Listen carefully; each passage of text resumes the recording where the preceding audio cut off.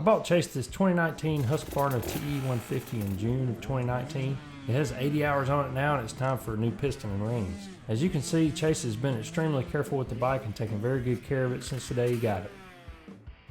So I've already removed the seat and the tank, and now I'm going to remove the spark plug and do a compression test just for reference before I take anything apart. This video is intended as an overview of what's involved in replacing the piston and rings as preventative maintenance in late model Husqvarna and KTM 150s. But hey, I'm just a guy working on my son's bike. Every bike and situation is different, so be sure to get a service manual and follow it, or consult your local mechanic.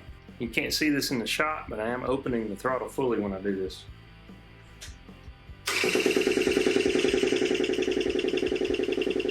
So we're right at 150.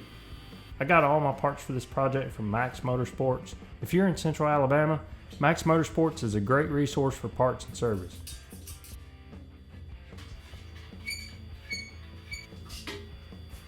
The next thing I'm going to do is drain the coolant. This is a neat trick for draining coolant. When you remove the drain bolt, almost no coolant will come out if you haven't removed the radiator cap yet. Remove the bolt first, then when you're ready to catch the coolant, remove the radiator cap.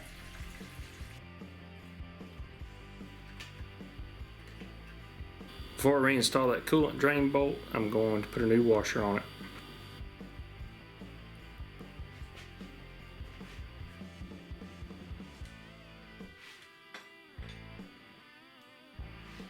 I'm going to go ahead and get some of these coolant hoses out of the way.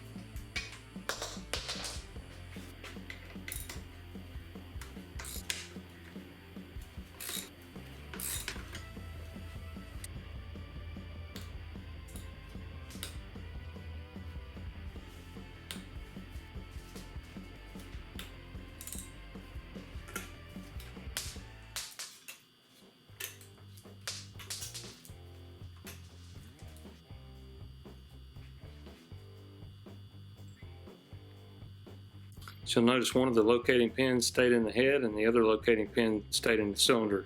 You want to make sure that you don't lose those, they don't drop down into the engine anywhere. So before I go any further, I'm going to check the X dimension, which is the measurement of the top of the piston in relation to the top of the cylinder at top dead center. So I've got the engine at top dead center, put a straight edge on there and use my feeler gauge. So the spec on this is 0 to 0.10 millimeters, and this is 0.10 millimeters. That fits snugly, so I've got 0.10 millimeters on my X dimension or my deck height. And the way you set deck height is by varying the thickness of the gaskets that you use when you put the cylinder back on. I'll show you more about that later, but that's why KTM and Husqvarna top end kits come with several different thicknesses of gaskets. So I'm going to remove this cover for the power valve linkage, and I'm going to do the same thing on the other side.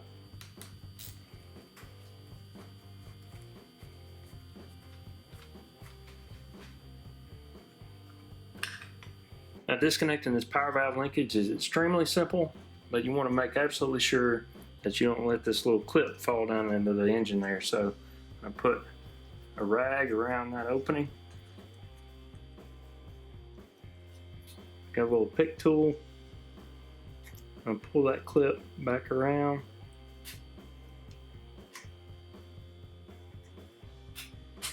See how that thing went flying? Now I got to find that thing before I step on it. Once you have that clip out, you can just put a screwdriver behind there, unclip it.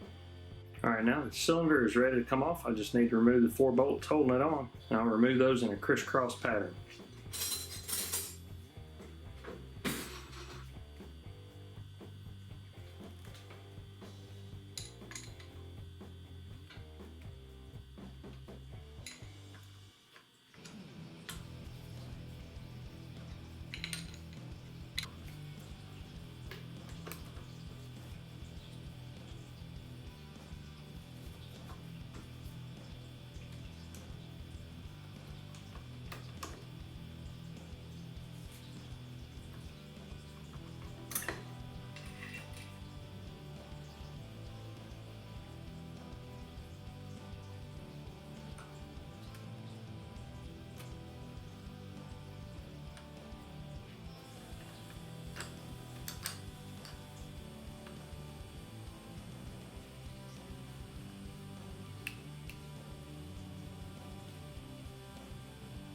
Going to remove the clip from one side of the piston pin.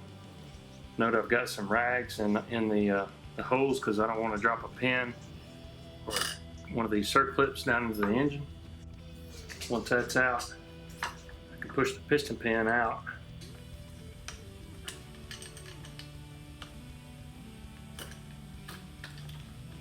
Remove the piston, the pin, and I'll remove this bearing. I'm just checking for any play, any up and down play. I don't feel any. This cylinder looks really good. I can still see the cross hatching and the nickel seal, and power valve looks clean. Power valve operates freely. This is the first time this has been apart. I'm pretty happy with that, so I think it's ready to go back together with a new piston and rings. And one thing I need to do is measure the thickness of these base gaskets. I think there's 2 of them here, and then find the base gaskets in my kit that match those thicknesses so I can match that deck height that I measured earlier. Both gaskets together are 0.56 on that area. Check them here. 0.57, 0.62, 0.57, 0.59. So let's see, using the 0.20 and the 0.40 what we get. That should put us really close. 0.57, 0.57, 0.57, 0.57. Yeah, that's what I'm going with. I'm going with the 0.20 and the 0.40, which puts us at about 0.57, 0.58. So that should put us a little less than 0.10 millimeters for X dimension deck height.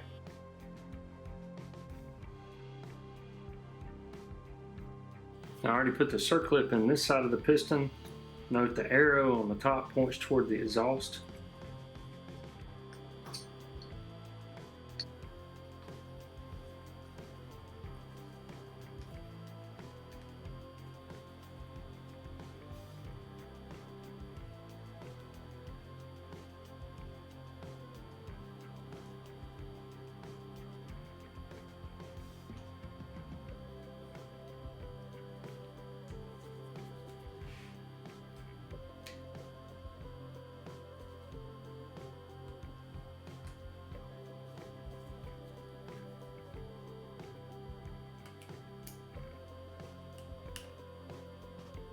I like to use a little piece of wood like this to put these circlips in because you're not going to damage anything with the wood. If you use a screwdriver to do this, you may scratch up your piston. But once you get both of these circlips in, you want to make absolutely sure they're fully seated. And these pistons have 2 pins on the back side, and that's where the ring gaps go.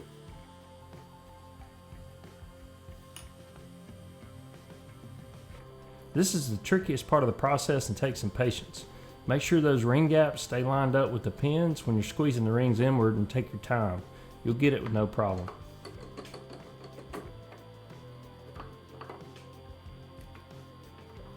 Before bolting it down, hold the cylinder with your left hand while operating the kickstart with your right hand. Everything should move freely. If you need excessive force to hold the cylinder with your left hand, then something's wrong with the installation. If everything is moving freely, you can install your cylinder bolts.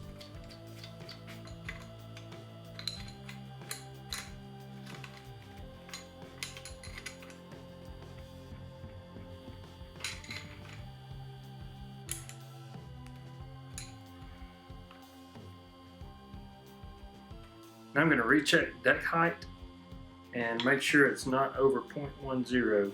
If deck height was out of spec at this point, you would have to remove the cylinder and change the thickness of your base gaskets.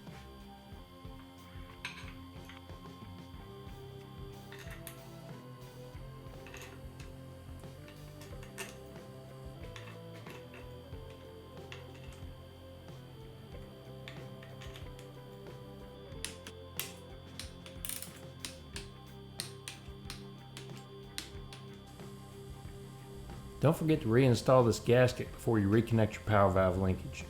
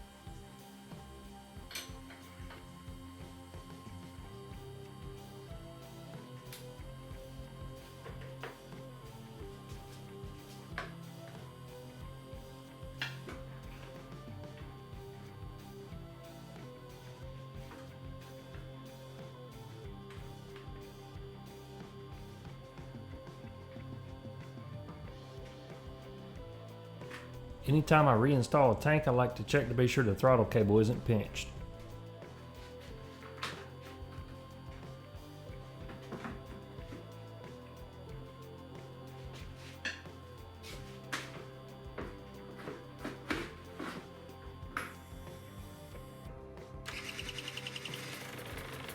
I hope this video helped you out, and be sure to hit the subscribe button if you haven't already. It's a great way to support the channel. Thanks for watching.